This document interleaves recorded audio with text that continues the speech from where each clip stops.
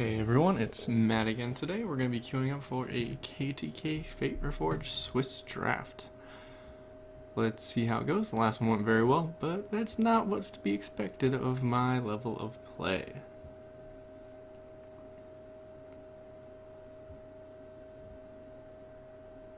One more in the queue, then we're good to go.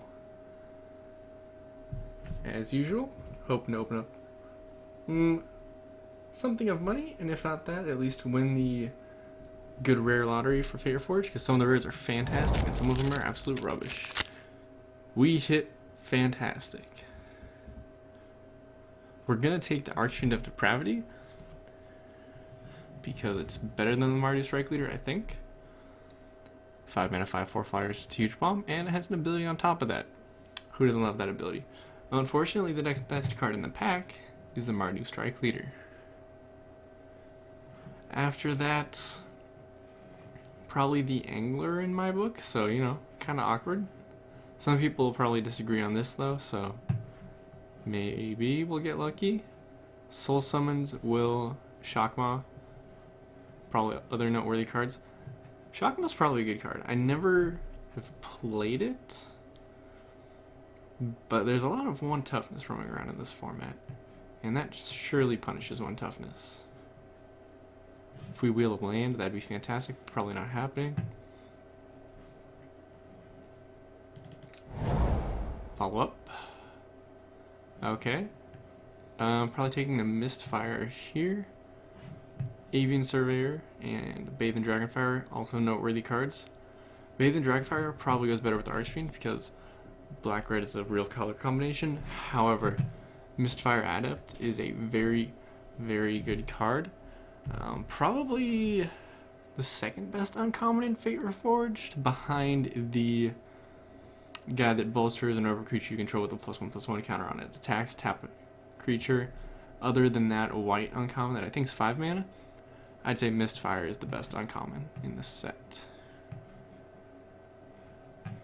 Yep, not really too much else to consider in this pack. This card's okay. Cunning Strike's been decent against me. Highland's good. Typhoid Rats would be great with Archfiend just because sticking on black, but definitely taking the power draft there. Out of this pack, the cards that are most noteworthy to me: Angler, Right into Being, Jungle Hollow. I'd say are just right where my goes, followed up by the Grim Contest and the Will of the Naga.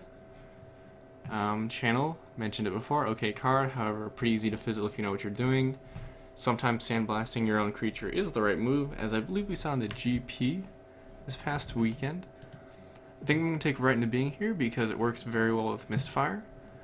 It works well on my curve, gets me a 2/2 on turn 3, which is what this format is. And it lets me leap a creature if I draw it in the late game and have Mistfire in play. Grim Contest, a good card. Angler, great card. Another land that would be touching one of our colors at least. I like Abzan Advantage out of the sideboard. I rarely end up with it in my sideboard, unfortunately. I think that's because other people agree. And oh my goodness, I forgot that this was an uncommon in the set. This is one of the best uncommons in the set. 100%. This is right up there with the Bolster Guy. I think a lot of people value this over the Bolster Guy. It probably is. As a 4th pick, this is unreal. This is, in this format, almost always at least a 2-for-1. Dousing Gloom's a great card, if not for this. I'd probably take Dousing Gloom here, or the Lotus Pathogen, but this is just an amazing card. Can't pass it. Okay, following up. Emissary is very good, or that might be overestimating it, or overselling it. It's a good card. Harsh Sustenance, also a good card. Jungle Hollow, good card. It's between these two, I think. I think I'm gonna take Sustenance and just. Have we seen really? I don't think we've seen much white. We've seen blue, we've seen black, and we've only seen. No, we've seen 2 red cards. We saw Bathe in Dragonfire. So I think I'm just gonna take the Emissary here.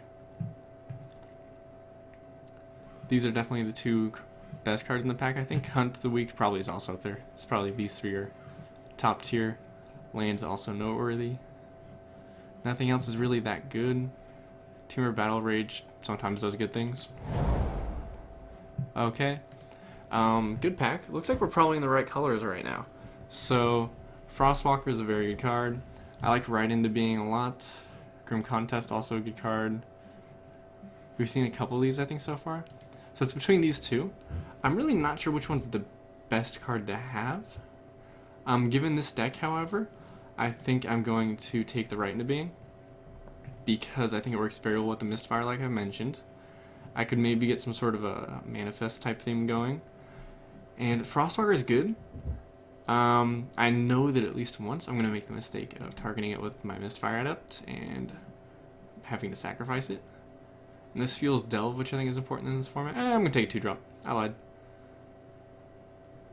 Last minute switch there because I realized I sometimes find myself low on 2-drops, and that's quite a good 2-drop. Land versus Typhoid Rats here. And Noxious Dragon for us, basically, I think. Assassin's okay, not great. The Caves helps us splash this Pyrotechnics. But I think Typhoid Rats is very good in this format because Death Touch deals with everything.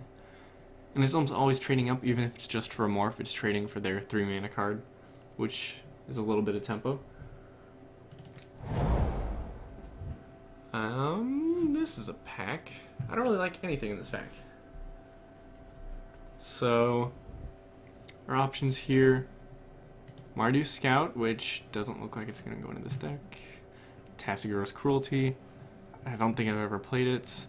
Rune Marks, great way to get yourself 2 for 1. This is probably the best Rune Mark to have, though, because it gives flying, so at least you're giving yourself evasion. 5 mana 5/4, okay. 5 mana 4/4, also okay. I'll go with the 4/4 and put it in the sideboard for now, because at least, once again, works with Mistfire, which is a fun card. Will of the Naga, I think, is going to be an easy pick here. So this is the pack we opened. We did not wheel land like we were hoping. Vanguard, I don't think is very good. I think Will is a very good card. Mistfire helps it be even better. So we're going to take this Will. This pack. This isn't, I don't think this is very good. I might just take it, because it's a 5 mana 4/4 and just put it in the side. I could take green. Maybe I'll take a green card just to hedge, because we could be in Sultai. We're actually very likely in a Sultai. I've never seen this card be very good, but maybe we end up playing it or bringing it in out of the side against some matchups. Another Will of the Naga. So it looks like we're going to try to be a tempo-ish deck, which means that Frostwalker would have been great.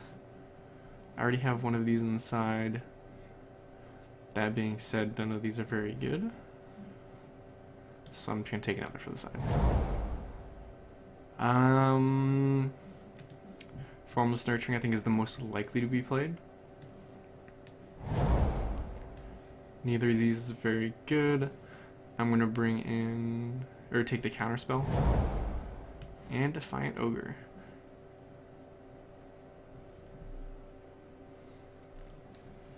So what we're looking to open up here is blue. Let's go Tassiger. That's a fine open. Fills the money, fills the fantastic playable rare category as well.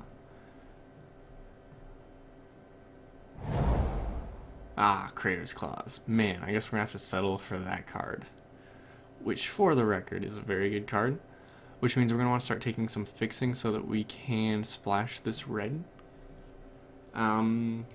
Yeah, Crater's Claws, if you get to the late game, it's fantastic. Kills all the things. Oh wait, we did pick the Frostwalker. At some point I said, man, I should pick that Frostwalker, because we have double Will of the Naga. Looks like I was thinking ahead on accident. I don't think this is actually very good. Does this fix any of our colors? I might take this just in case. Other than that, our cards we're looking at are the Wetland Sandbar, Krumar Bonkin, and the Scaldkin. I think at this point I have no fixing, so I want to start picking up on something. There's a good chance we end up playing green just because the Sultai cards are going to be tempting. Maybe this is the better pick right now. It probably is, so I might end up taking it. We have 10 playables already though, so I think I'm gonna, I'll take this, and then Next time I see a mediocre morph where I could pick between a morph and a land, I'll take the land. Oh my goodness. This card's very hard to beat.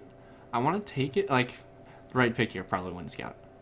That being said, if I'm splashing red and I can get enough lands to also splash white, which means the last pack picking that land would have been great, this card is nigh unbeatable. Okay, no lands in this pack. I'm going to take this morph here. It's a good card. I think we're going to end up being in Sultai, splashing these two cards. But we're really going to have to start prioritizing mana. Put that there for now. It at least works with the Mistfire. Not going to put that there now. We're going to focus on black-blue. And then having green and red be splashes. If we get enough lands, 5-color, Pleuron Flying Crane technique. I really hope I get to play this, because it's just sick. The last draft you learned, I'm a big fan of the low to the ground Mardu-esque decks.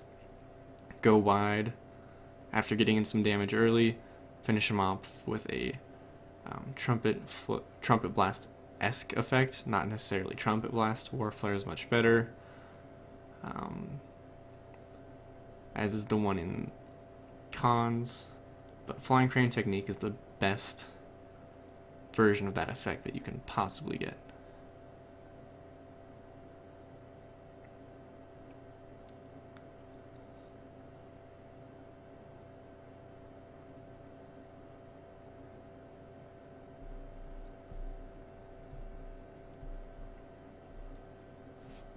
Who's the slow drafter in the pod?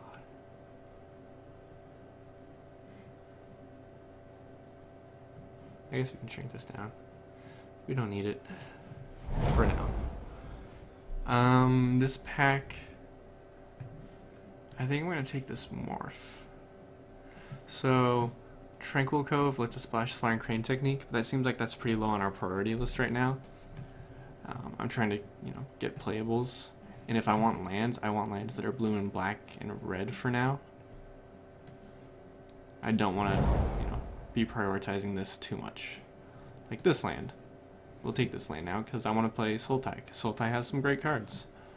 Other noteworthy cards in the pack is another Flock and a Rise. Rise would be good. We don't really, we don't have any, just kill a creature. Don't ask any questions, it's dead. Which is what's nice about Rise. Because as I mentioned earlier, there's some bombs in this set. Wow. I think I'm going to take this. Land's probably the right pick, or Treasure Cruise. We're going to take the land. I'm a liar. This lets us splash both of these things, which is great. Treasure Cruise, I would love to get one of. Bitter Rev, I'm a fan of the card. We might want a few more creatures to help out with this creature count and make these Wilden Nagas better, because one of our creatures is a defender. But we also have Red in the Being, which is kind of a creature. Savage Punch is great, but a little bit too early in the curve, I think, for me. Soothsayer comes down later, so if we are splashing green, it's not like we're looking to try to get out in 3 or 4. We know that we're not going to need it until turn 5.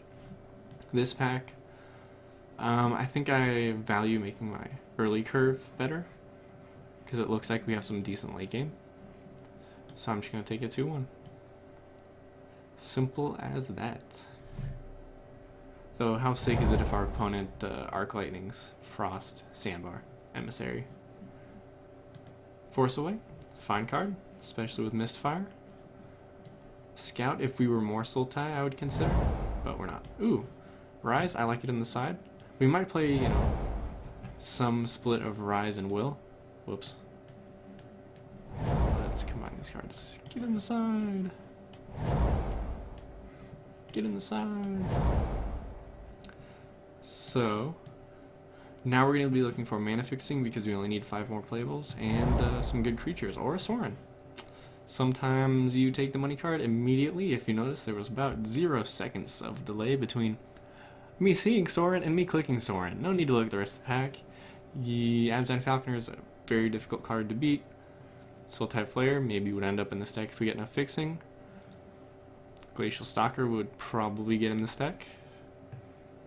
Weave Fate maybe on the wheel. Probably not though, because we have a Bitter Rev. I like a Secret in the side, but our buddy Soren gets to go hang out inside. Wow, Doom Blast.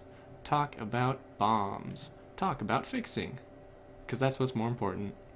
Skull Hunter maybe actually. No, I think I want to make sure that I can cast my spells first, which this fixing helps us do. So we're going to take it, not look back. Remember that there's a Doom Blast in this draft. Or more accurately, say I'm going to remember there's a Doom Blast in this draft and absolutely forget when I'm playing against Abzan. Spew out my hand and get annihilated. And in this pack, ooh, the kind of thing you wish you were playing. And then another card that's still good, but not an Air of the Wilds. I love Air of the Wilds. 2 mana, 2/2. You're going to struggle to beat this card. It's going to trade with something guaranteed. And if you're lucky and, you know, curve it into an Alpine Grizzly, it's attacking for 3 each turn. They can't really block it with their morph. They're in an awkward situation. Everything's good. Bitter Rev, also a nice card. Falls, worth mentioning, possibly worth picking, but I'm just going to try to get us there on playables right now.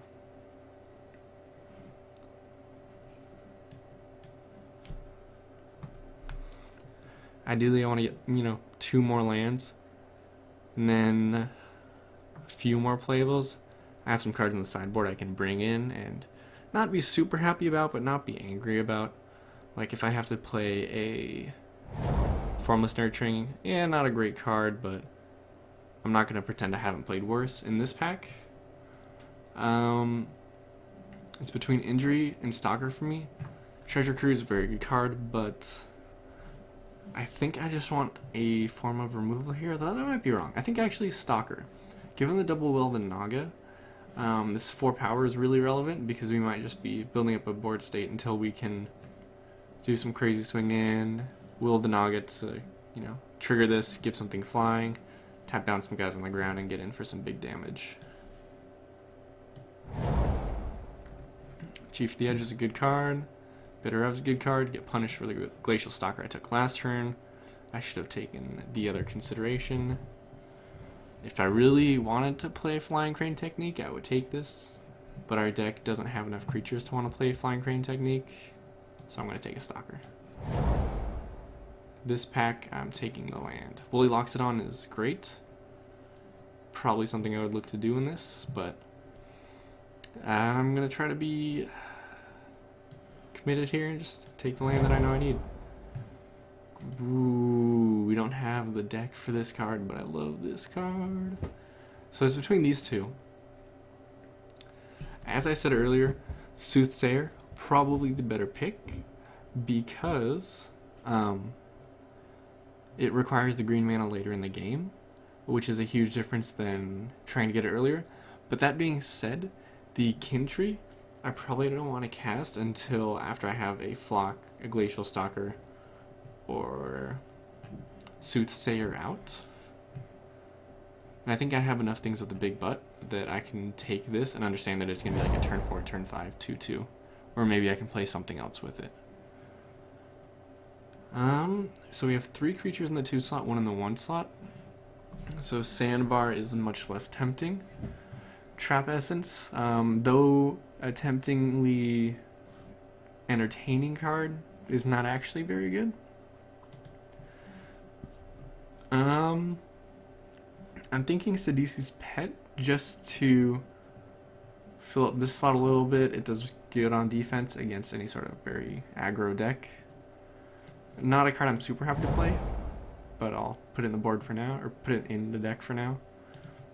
We already have 2 Glacial Stalkers. I think I might want a Saga Archer here to diversify and have a little bit more of an answer to flying because of how relevant flying is in this format. Do I have enough?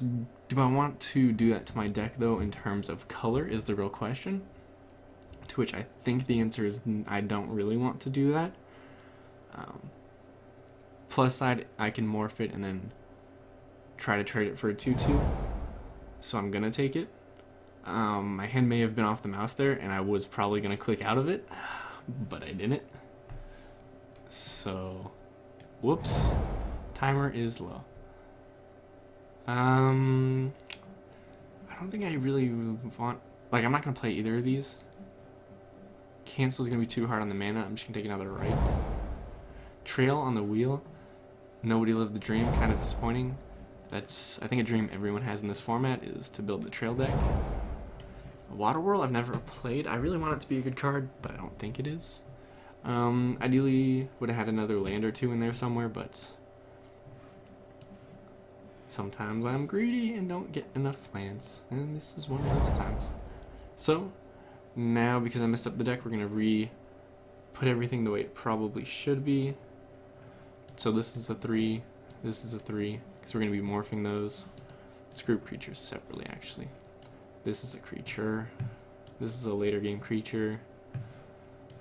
Our spells are very good, which is nice. We have some good creatures. I don't think the Sagu is going to make it. Sidisi's Pet, I don't think he's going to make it. I want another Bonkin.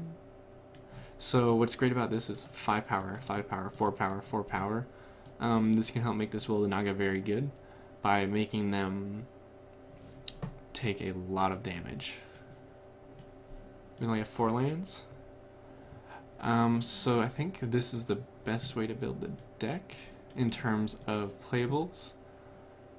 What's in consideration is basically these guys. I don't want the Archer because I don't think I want more green, kind of like I said. Pet versus Bonkin. If not for the double will, I might be playing Pet over it just to shore up the early game against aggro decks. But I'm willing to take that risk and run another 5/3 to make this Will of the Naga very good. I don't think we'll struggle too much against the early decks because we have things to do early in the game.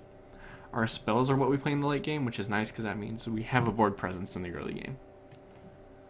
And then we can do clever things to get through that board presence involving jumping some creatures, killing some things, tapping some things, and eventually hitting a 5/4 flyer.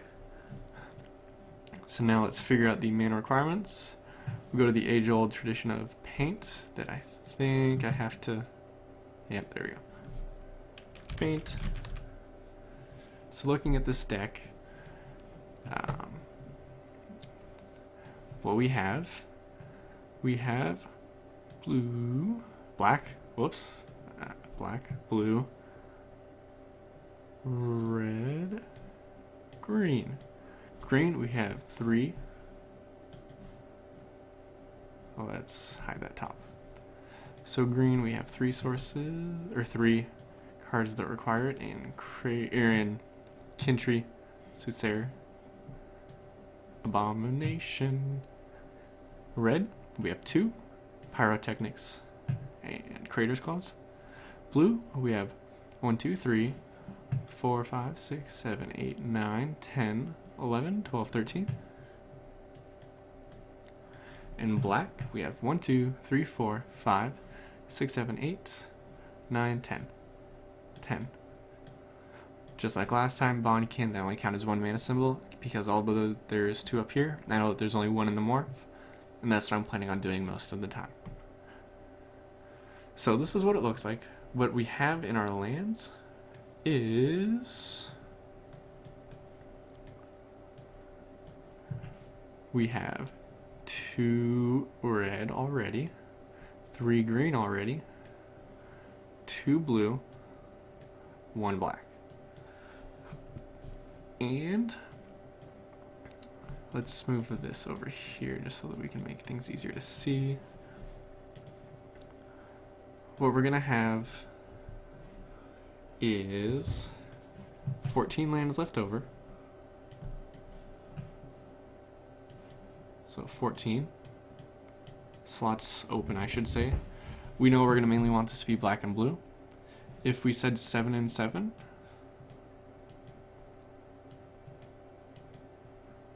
that would leave us with 8, 9, 2, 3,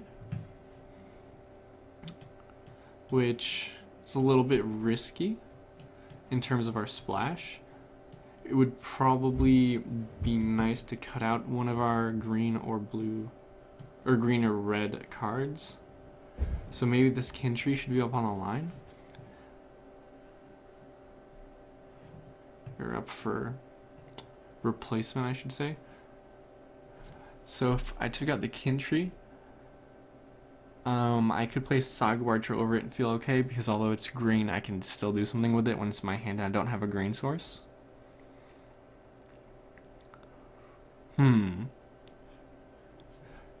So the thing is, for this, I'm okay with this amount of black. I'm okay with this amount of blue. It's totally fine to me. What seems risky is these splashes. Although we do have very powerful cards, there are 5 cards that can just be stranded in hand if I don't have one of these 2 colors. So if I, let's say, took out Kintry and brought back in Pet, or sorry, we would have 4 cards because A-Bomb gets morphed down. But the thing is Pet is just so much less powerful than Kintry, and we don't really have anything to make Pet good. Pet would just be here's a defensive play, but I'm not sure it would help us very much in most games. So I think I will take that risk. Although I would like to have 1 more red and 1 more green.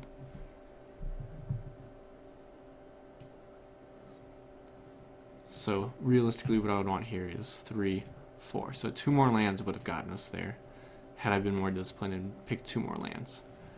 Because that would have opened up 2, or that would have basically added 2 more mana colors to our pool. If that makes sense.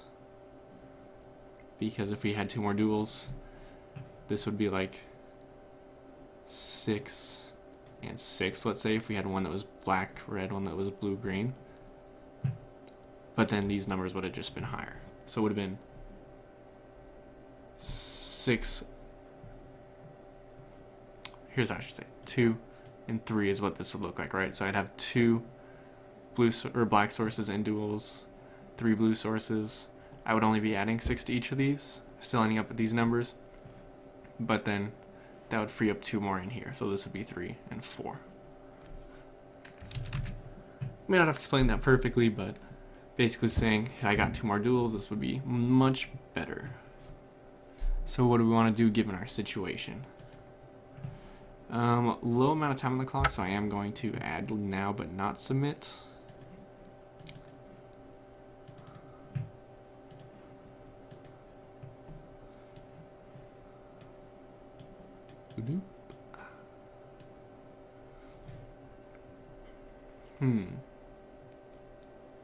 I mean, the plus side is, so we don't need green or red until the late game, which is nice.